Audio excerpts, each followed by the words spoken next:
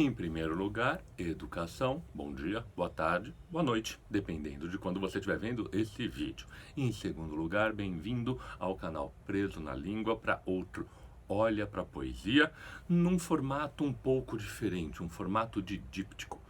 Eu sei que a internet tem uma lógica temporal própria, uma temporalidade própria, que é uma temporalidade da simultaneidade. As coisas estão sempre disponíveis e podem ser sempre atualizadas a qualquer momento.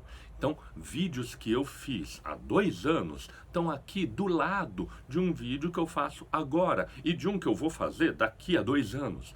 Não fica muito clara a cronologia, exceto pelo nome, pelo número que eu dou para estes meus vídeos. E eu tô, claro, nos nomes dando sugestões. Poderia optar por não, por fazer as coisas mais ainda assíncronas, mas dessa vez eu não quero. Dessa vez eu quero que haja uma coerência, porque o último vídeo foi sobre o poema da Luísa Romão a respeito da Ifigênia, personagem fundadora da literatura ocidental. Hoje eu quero falar de outra personagem fundadora da literatura ocidental na sua própria voz ou no seu próprio silêncio. A outra mulher fundadora. Vamos olhar para a poesia? Olha pra poesia. Olha pra poesia. Olha pra poesia. Olha pra poesia. Olha pra poesia. Olha pra poesia. Olha pra poesia. Olha para a poesia.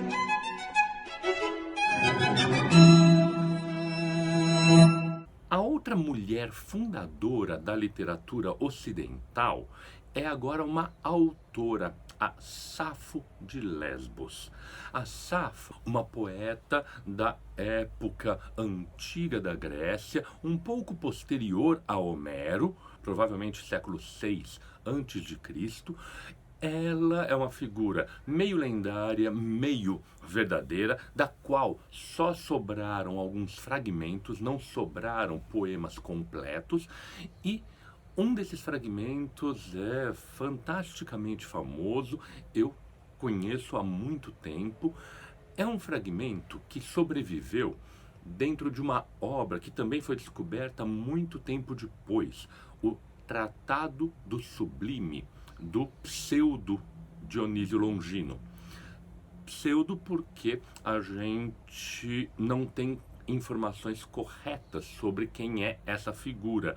As informações filológicas, a língua que ele usa, sugerem um tempo diferente daquele para quem o texto foi atribuído. A lenda dizia que o Dionísio Longino era o secretário pessoal, um grande filósofo neoplatônico, secretário pessoal da rainha Zenóbia. E por isso tudo se liga a uma situação lendária de uma periferia do Império Romano que estaria reagindo ao imperador. Confuso, não tenho certeza, não importa. O fato é que foi através desse tratado que sobreviveu o texto, a versão mais completa de um texto que também era conhecido por uma tradução que o Catulo fez. É o poema Igual aos Deuses. Eu vou usar aqui uma tradução do século XVIII, feita pelo Custódio José de Oliveira, professor de grego em Lisboa, e é a primeira tradução integral do Tratado do Longino, do Tratado do Sublime, para o português, feita diretamente do grego. Então, por isso me agrada que, além do que, é uma tradução de sabor clássico. Igual aos deuses me parece aquele que fronte a fronte te contempla e junto de ti se assenta, que ditoso te ouve doce falando e doce rindo. Mas apenas vejo o teu semblante, o coração medroso salta no peito, nem voz na garganta mais se solta. Fica-me a língua entorpecida e logo um fogo corre sutilmente o corpo. Perco dos olhos a luz e os ouvidos sinto-me tinir, frígida toda, banhada em suores, tremo e o rosto se me amarelece. perto e da morte, que por pouco expiro já me parece, mas, se o preciso, sofrer devo tudo. É um texto, como eu disse, fragmentário, porque só interessa ao longino a expressão de certos aspectos sublimes. Por isso, ele não coloca a ode inteira. Uma tradução primorosa do Custódio José de Oliveira, que insiste aqui nos decassílabos sáficos. Por quê? O decassílabo sáfico, com as acentuações na quarta, na oitava e na 10ª sílaba, reproduziria um pouco do ritmo da ode sáfica, que era o formato de ode atribuído originalmente à própria Safo. Não quero agora falar desses detalhes técnicos, valeria um vídeo inteiro. O que eu queria chamar a atenção aqui é interessante, porque, como eu falei, quero fazer neste programa um díptico com o programa anterior, com o vídeo anterior sobre a releitura da Ifigênia feita pela Luísa Romão. A literatura ocidental começa com um massacre. Tanto dos gregos quanto da própria Ifigênia. Mas é um massacre também de um silenciamento. E acho maravilhoso que um dos primeiros textos que sobrevive de uma mulher e que é passado adiante como sendo exemplar de o que é a literatura feminina é um texto que também fala sobre o silenciamento. É um texto no qual a mulher silencia, porque o seu sentimento é tão intenso que ela não sabe o que falar, ela não tem palavras.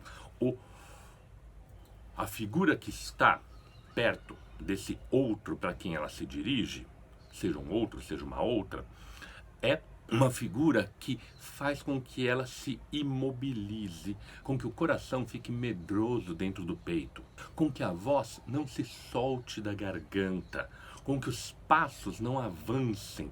Todas essas imagens aqui são as imagens da impossibilidade. A primeira vez que uma mulher tem voz ativa na literatura ocidental, na verdade o texto que mais se passa adiante é exatamente aquele texto cujos lábios se selam, os lábios se silenciam. E na releitura da Luísa Romão, como eu tinha mencionado no vídeo anterior, eles se selam com um sêmen seco sobre eles. A transcrição que o homem fez do poema feminino é exatamente a transcrição do momento em que ela não consegue falar. Tanto que é maravilhosa, terrivelmente maravilhosa, essa coincidência de que o verso final, que é inconcluído, que é truncado, é exatamente o verso que insinua um movimento proativo. Mas se o preciso, sofrer devo tudo, não segue, não avança. Porque exatamente o momento em que a mulher vai fazer alguma coisa é o momento em que o escriba, homem, já se desinteressa do que ela tem para dizer. Ele se interessa enquanto ela silencia. Ele se desinteressa no momento em que ela vai falar alguma coisa. E é esse exatamente o movimento contra o qual o poema da Luísa Romão está se colocando. É um movimento que incomoda muita gente, porque a mulher que foi submissa, que foi cordata, que foi passiva, resolveu se colocar enquanto voz ativa, reescrever a própria história ou a história do seu gênero, a história das suas irmãs. Esse movimento é muito difícil para um homem aceitar. E aí gera uma série de rancores, uma série de ressentimentos quanto às supostas feministas que estão querendo se colocar acima dos homens, etc. Quando quem conhece um pouco sabe que não tem nada disso. Mas eu acho interessante chamar a atenção dos leitores para de onde vem essa revolta silenciosa, que agora deixou de ser silenciosa, na obra da Luísa Romão, e para a gente ver que, na verdade, quando eu estou buscando trazer os poemas das experiências femininas, são poemas que atravessam a própria história da cultura ocidental. Desde o princípio, há essa tendência ao silenciamento. E é claro, por isso mesmo, um dos pontos fundamentais da poesia, que é sobre a experiência de ser mulher, vai ser a poesia do tentar falar, tentar ter voz, mais do que criar elementos novos com a palavra, é tentar criar a própria palavra. Vamos olhar de novo para o poema da Safo e ver que maravilha que foi isso, e, ironicamente, numa tradução feita também por um homem.